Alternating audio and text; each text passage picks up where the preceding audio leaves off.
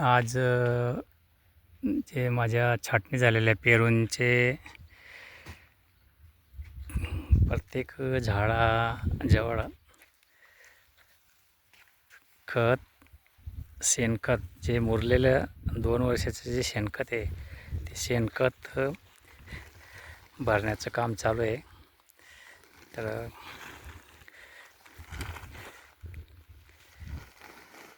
प्रत्येक झाडाजवळ शेणखत टाकलं जात आहे.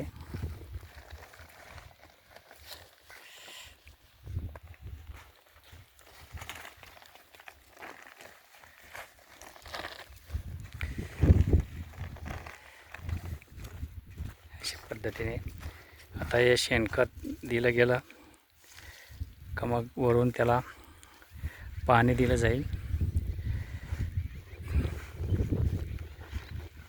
कारण त्याला 10 दिवसापासून या पेरूंना पाणी दिलेलं नाही.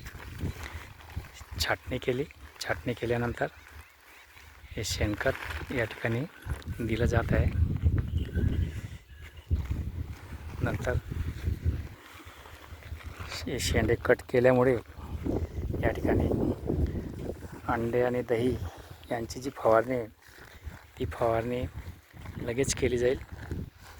अशा पद्धतीने हे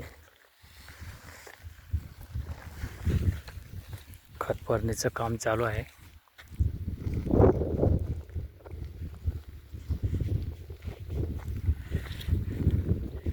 थोडंच बाकी आहे, बाकी इकडून तिकडनं टाकून आलेले आहेत.